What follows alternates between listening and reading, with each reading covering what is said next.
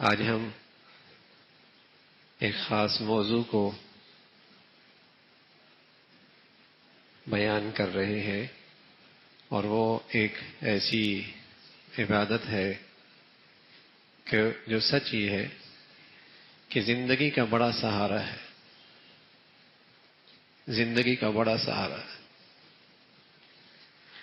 انسان کی زندگی میں مختلف احوال آتے ہیں، اور مختلف احوال میں مختلف وسائل، اسباب، تعلقات پہ اس کی نظر ہوتی ہے جس سے اس کے کام بنتے ہیں۔ کبھی اولاد سہارا بنتی ہے، کبھی مال و دولت سہارا بنتے ہیں، کبھی تعلقات سہارا بنتے ہیں، خود معاشرے میں ایک مقام ہے، کبھی وہ سہارا بنتے ہیں، مختلف احوال آتے ہیں۔ لیکن اللہ کے نبی صلی اللہ علیہ وسلم نے بتایا کہ ایک مسلمان کے لیے، اور ہر قسم کے مسلمان کے لیے، شہری، دیہاتی، پڑھا لکھا، کم پڑھا لکھا، مرد، عورت، امیر، غریب، ان سب کی جو زندگی کا سب سے مؤثر سہارا ہے، جسے اللہ کے نبی فرمایا کرتے تھے جو اسلحہ ہے، سلاح المومن۔ آپ علیہ الصلوۃ والسلام فرمانے کہ سلاح المومن، وہ سہارا اور وہ اسلحہ کیا ہے؟ فرمایا وہ دعا ہے، وہ دعا ہے۔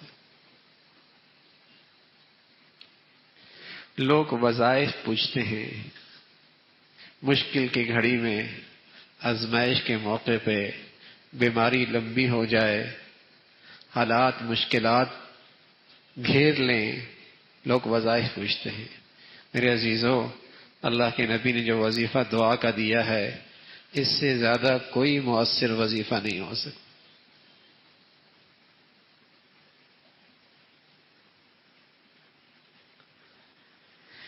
جس کے بارے میں اللہ کے نبی فرمانا کہ الدعاء سلاح المومن، دعا مومن کا اسلحہ ہے، وعماد الدین، دین کا ایک بڑیا ستون ہے، ونور السماوات والارض، زمین و آسمان کا نور ہے۔ بہترین زندگی کا سہارا ہے دعا۔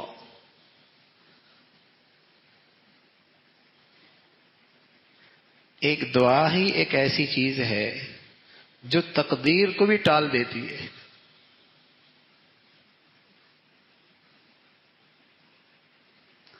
حالات آنے والے ہیں، حالات آئے ہوئی ہیں، حالات آنے والے ہیں، حالات آئے ہوئی ہیں۔ اللہ کے نبی نے فرمایا یہ دعا ایک ایسا مؤثر ہتھیار ہے، آنے والے حالات کے لیے بھی مؤثر ہے، جو حالات آئی ہوئی ہیں ان کے لیے بھی مؤثر ہے۔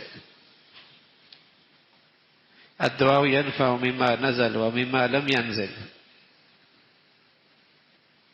رسول اللہ صلی اللہ علیہ وسلم فرمانے لگے وَاسْتَقْبَلُوا أَمْوَاجَ الْبَلَاءِ بِالدُّعَاءِ وَالتَّضَرُّعِ، آنے والے مصائب کا اور آفات کا اور آزمائشوں کا اور ناگہانیوں کا راستہ روکو، راستہ روکو، بند بناؤ، بند بناؤ، رکاوٹ بناؤ۔ فرمایا وہ کیا ہے؟ وہ دعا ہے۔ وَاسْتَقْبَلُوا أَمْوَاجَ الْبَلَاءِ بِالدُّعَاءِ وَالتَّضَرُّعِ، تم گڑ گڑا کرے دعائیں کرو۔ یہ آنے والے تمہاری اگر تقدیر میں کوئی مصیبت ہے، پریشانی ہے، کوئی دکھ ہے، کوئی تکلیف ہے، کوئی آزمائش ہے، کوئی مصیبت ہے، یہ اس میں بند بن جائے گا، رکاوٹ بن جائے گی۔ تو مؤثر ترین ہتھیار دعا ہے، دعا ہے۔ اس لیے اللہ کے سارے پیارے، ان کی زندگی کا بڑا وظیفہ رہا ہے دعاؤں کا اہتمام۔ اللہ کے سارے پیاروں کا، جنہیں اللہ کی معرفت نصیب تھی، جنہیں اللہ کے خزانے سے لینے کا طریقہ آتا تھا، ان کی زندگیوں کا ایک مؤثر ترین وظیفہ دعاؤں کا اہتمام ہے۔ خود اللہ کے نبی صلی اللہ علیہ وسلم کی زندگی ہے، اور جن حضرات نے آپ کی سیرت لکھی ہے ہر ایک نے آپ کی سیرت کا یہ پہلو بہت نمایاں کیا ہے، جس میں آپ دعائیں کیا کرتے تھے۔ جو آپ کی زندگی کا حصہ دعاؤں پر مشتمل ہے۔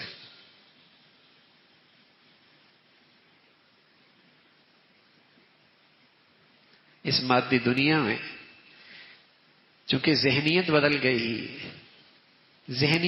گئی اور دل و دماغ میں یہ گمراہی چھا گئی کہ اسباب کے ہوتے ہوئے دعاؤں کی کیا ضرورت ہے،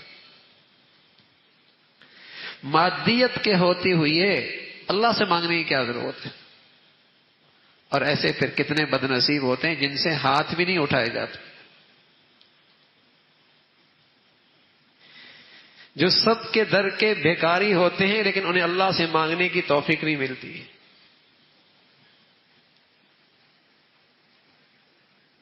انہیں اللہ سے مانگنے کا سعادت نہیں ملتی۔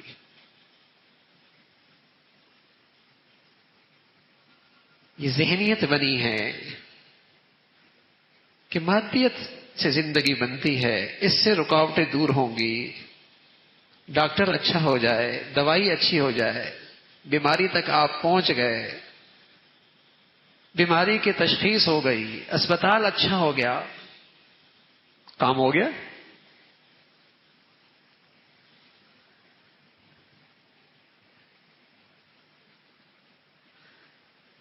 مسلمان کی شان کیا ہے؟ سبحان اللہ، اسباب ہوں یا نہ ہوں ظاہری، وہ سمجھتا ہے ہوگا اللہ سے۔ حضرت عمر رضی اللہ تعالیٰ عنہ کیسے بڑے جرنیل تھے، جن کا دبدبا کافروں کے دل و دماغ پہ چھایا ہوا تھا۔ وہ اپنے فوجیوں سے خطاب کر رہے ہو فرمانے لگے، ٹھیک ہے تم نے اچھی ٹریننگ کی ہے، تم اچھے جاں باز ہو، لیکن یہ یاد رکھنا تمہاری مدد اور نصرت اللہ کی طرف سے ہوگی۔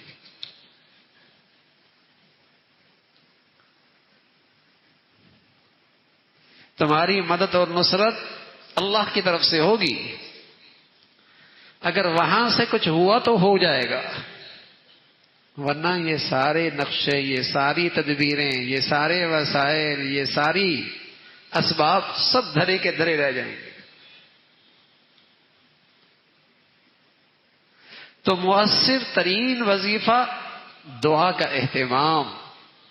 حضرت عمر فرمایا کرتے تھے رضی اللہ تعالیٰ عنہ، مجھے تو اس کی پرواہ ہی نہیں ہوتی کہ دعا قبول ہوئی یا نہیں ہوئی، مجھے تو سارا اہتمام اس کا ہوتا ہے کہ مجھے دعا کی توفیق ہوئی یا نہ ہوئی، اس لیے کہ جب مجھے دعا کی توفیق ہو گئی تو میرے اللہ نے مجھ سے کہہ دیا ہے پھر تیری دعا قبول بھی ہو گئی۔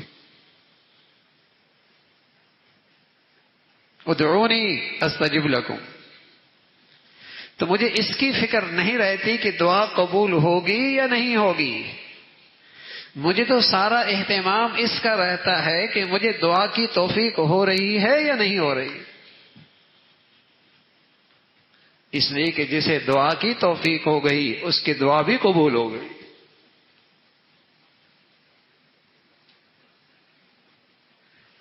جسے دعا کی توفیق ہو گئی اس کی دعا بھی قبول ہو گئی، اس کا اہتمام رہتا ہے۔ جب آدمی دعا کرتا ہے اور سامنے والی کوئی ازمائش، کوئی بیماری، کوئی تکلیف ہے،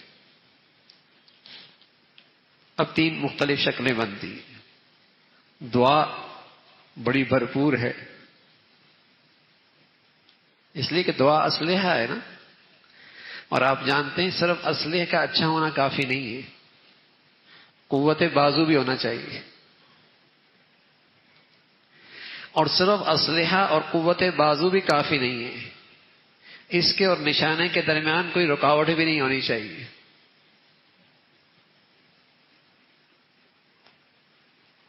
پھر نشانے پہ چیز لگتی ہے نا۔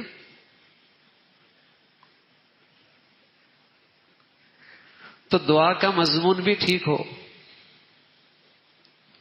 اس میں کسی گناہ کا تذکرہ نہ ہو، کوئی دعا ناجائز نہ ہو،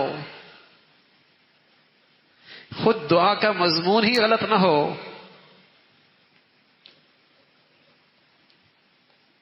اسلحہ ٹھیک ہو۔ دوسری چیز، اسلحہ کے ساتھ ساتھ قوت بازو بھی ہونا چاہیے۔ کیا؟ دعا مانگنے والے کا یقین بھی تو ہو، اسے اللہ کریم پہ اعتماد بھی تو ہو، اسے اللہ کی ذات پہ بھروسہ بھی تو ہو، اس کے زبان کے الفاظ اور دل کی کیفیت میں ملاپ بھی تو ہو۔ دل کسی اور دنیا میں ہے، زبان کے الفاظ کچھ اور ہیں۔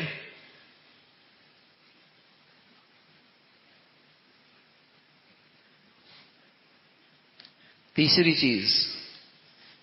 چیز کیا ہے؟ رکاوٹ کوئی نہ ہو۔ اللہ حفاظت فرمائے، بس اوقات کوئی گناہ ایسا رکاوٹ بن جاتا ہے کہ میری دعا اس سے آگے نہیں جا پاتی۔ اس لیے جب آدمی دعا کرتا ہے تو آنے والی مصیبت، آزمائش، یا تو دعا اتنی مؤثر ہوتی ہے کہ اس مصیبت پہ غالب آ جاتی ہے، مصیبت چلی جاتی ہے۔ دوسری صورت یہ ہوتی ہے کہ دعا کمزور ہوتی ہے، اس سے وہ مصیبت جاتی تو نہیں، ہلکی ہو جاتی۔ تیسری صورت کیا ہوتی ہے؟ رسول اللہ صلی اللہ علیہ وسلم کی اہلیہ عائشہ فرماتی ہیں، رسول اللہ صلی اللہ علیہ وسلم نے فرمایا وَإِنَّ الْبَلَاءَ لَيَنْزِلُ فَيُلْقَاهُ الدُّعَاء، مصیبت آ رہی ہوتی ہے، ادھر سے دعا جا رہی ہوتی ہے، ان کا آپس میں ٹکراؤ ہو جاتا ہے۔ وہ آنا چاہتی ہے، یہ دعا اسے ٹالنا چاہتی ہے۔ فرمایا یہ ان کا آپس کا یہ سلسلہ قیامت تک رہتا ہے، یہ آپس میں ان کا مقابلہ چل رہا ہو۔ دعا نیچے نہیں آنی دیتی، مصیبت نیچے آنی چاہتی، دونوں برابر ہیں۔ تو عائشہ فرماتی ہیں رضی اللہ تعالیٰ عنہا کہ اللہ کے نبی صلی اللہ علیہ وسلم نے فرمایا یہ ان کا آپس کا یہ مقابلہ قیامت تک رہتا ہے۔ تو دعا ہتھیار ہے، لیکن کتنا مؤثر بنا سکتا ہوں میں اسے، کتنا جاندار بنا سکتا ہوں کہ اس کا مضمون بھی ٹھیک ہو، میرا اعتماد اور یقین بھی ٹھیک ہو، اور میں کوئی ایسی رکاوٹ بھی نہ چھوڑوں جو میری دعا کی قبولیت میں رکاوٹ بن رہی ہو۔ پھر سچ عرض کر رہا ہوں میرے عزیزو، دعا سے بہتر کوئی سہارا نہیں۔ زندگی کا سنوارنے کا بہترین ہتھیار اور بہترین سبب اور بہترین وسیلہ دعا ہے۔ لوگ کہتے ہیں نا اسباب بھی تو ہونے چاہیے، اسباب بھی تو ہونا چاہیے، تو ان اسباب میں ایک سبب دعا بھی تو ہے۔ اس لیے فرمایا بیماری کی بہترین دوا من انفع الادویہ، تمام دعاؤں میں سب سے نافع دوا وہ دعا ہے۔ اور خاص طور پہ سبحان اللہ جب آدمی دعا اس طرح کرے کہ پہلے صدقہ دے اور پھر دعا کرے، تو رسول اللہ صلی اللہ علیہ وسلم نے فرمایا ایسی دعا تو پھر رد ہی نہیں ہوتی۔ صدقہ دیا، دعا دی، اس لیے کہ صدقے سے اللہ کا غصہ ٹھنڈا ہو جاتا ہے، اللہ کی ناراضگی ختم ہو جاتی ہے، اللہ کی ناراضگی ختم ہو جاتی ہے۔ اب یہ دونوں چیزیں جمع کر دی آپ نے بیمار کے لیے، وَدَاوُوا مَرَضَاكُمْ بِصَدَقَةٍ، اپنے مریضوں کا علاج صدقہ دے کے کرو، وَاسْتَقْبَلُوا أَمْوَاجَ الْبَلَاءِ بِالدُّعَاءِ وَالتَّضَرُّعِ، مصیبتوں اور آزمائشوں کو اور اللہ کی ناراضگی کو روکو دعاؤں کے ذریعے۔ دونوں چیزیں اکٹھی کر دی۔ تو بڑے قیمتی وسائل ہیں اور بہترین اسباب ہیں زندگی کی مشکلات کے حل کے۔ ہر آدمی کسی نہ کسی ناگواری میں مبتلا ہوتا ہے، مشکلات کا شکار ہوتا ہے، کسی آزمائش میں ہوتا ہے، کسی تکلیف میں ہوتا ہے، کوئی غم اور کوئی دکھ ہوتا ہے۔ تو اس سب سے نافع دوا کو استعمال کیجیے، اور اس کی تاثیر میں شک نہیں ہے۔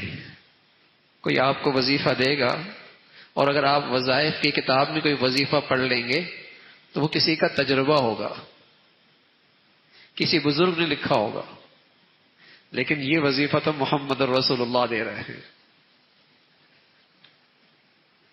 اور اس کی تاثیر 100% یقینی ہے کہ آپ بتا رہے ہیں، اور اللہ کے نبی وہی بتاتے ہیں جو انہیں اللہ بتاتے ہیں۔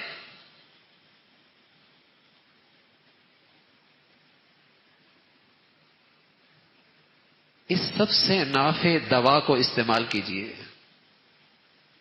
اور دعاؤں کو بڑھیا بنائیے، ان دعاؤں کو بڑھیا بنائیے۔ فرمایا 2 آیتیں قرآن کی ایسی ہیں جن میں اسم اعظم ہے۔ ایک ہے اللہ لا الہ الا هو الحی القیوم، اور دوسری آیت ہے وَإِلَٰهُكُمْ إِلَٰهٌ وَاحِدٌ لَا إِلَٰهَ إِلَّا هُوَ الرَّحْمَٰنُ الرَّحِيمُ۔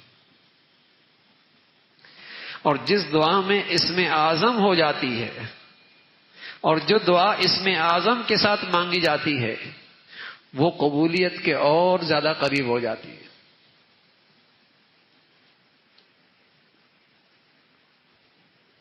اور عام طور پہ روایات میں آتا ہے کہ اسم اعظم کے جو الفاظ ہیں وہ یہ ہیں یا حی یا قیوم برحمتک نستغیث۔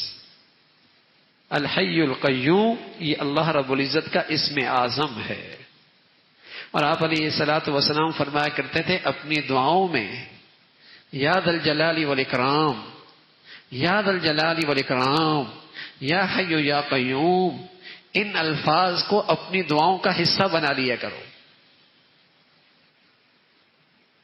تمہارا یہ وظیفہ دعا کا اور مؤثر ہو جائے گا، تمہارا یہ اسلحہ اور زیادہ کارآمد ہو جائے گا، تمہاری یہ دوا اور زیادہ بانتیجہ ہو جائے گی۔ تو دعا آپ کتنا مؤثر کر سکتے ہیں مضمون کے لحاظ سے، الفاظ کے لحاظ سے، اور سب سے بڑھ کر سبحان اللہ کی ذات پہ اعتماد اور یقین کتنا ہے۔ امن یجیب المضطر اذا دعاہ ویکشف السوء۔ بس اوقات آدمی کسی قبر پہ جاتا ہے اور بڑے یقین کے ساتھ جاتا ہے کہ اس قبر والے سے ہو جائے گا، اور مانگتا ہے اور ہو بھی جاتا ہے۔ سبحان اللہ۔ اگر اسی کیفیت کے ساتھ اللہ کے در پہ مانگتا اور اللہ کے کسی گھر پہ آتا، حاجت بھی پوری ہو جاتی، اللہ راضی بھی ہو جاتا۔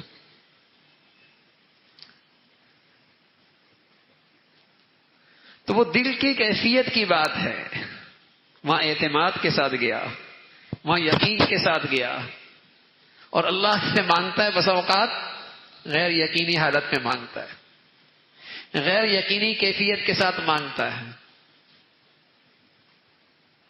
اور وعدہ اللہ کا ہے اگر تو مضطرب دل کے ساتھ اور پورے اعتماد اور یقین کے ساتھ مجھے مانگے گا تو میں تیری فریاد ضرور قبول کروں گا۔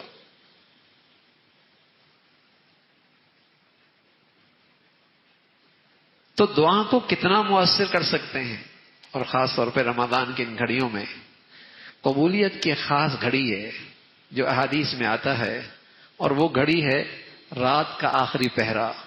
ہم جیسے گناہگاروں کے لیے سال بھر اٹھنا تو مشکل ہوتا ہے، لیکن سحری کی برکت سے اٹھنا نصیب ہی ہو جاتا ہے، سحری کی برکت سے اٹھنا نصیب ہی ہو جاتا ہے۔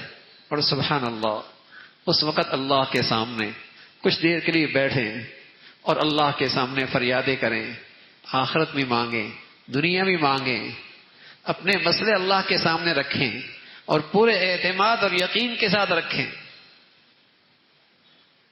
اللہ کرے ہمیں دعاؤں پہ اعتماد آ جائے کہ دعا سے بھی کام ہوتا ہے. یہ بھی بڑا مؤثر ذریعہ ہے, یہ بھی بڑا مؤثر وسیلہ ہے. پھر آپ کا دعاؤں میں دل لگنے لگے گا. پھر تو جہاں آپ کو ذرا سی ناگواری ہوگی, آپ کا دعاؤں کے لیے فوراً مولا سے رابطہ ہو جائے گا. ذرا سی کوئی ناگہانی آئی, آپ فوراً اللہ سے رابطہ کر لیں گے, اس لیے کہ آپ کا دعا پر اعتماد ایسا ہو گیا. اللہ کرے ہمیں دعاؤں کا اللہ کریم وظیفہ نصیب فرما دے, اہتمام نصیب فرما دے.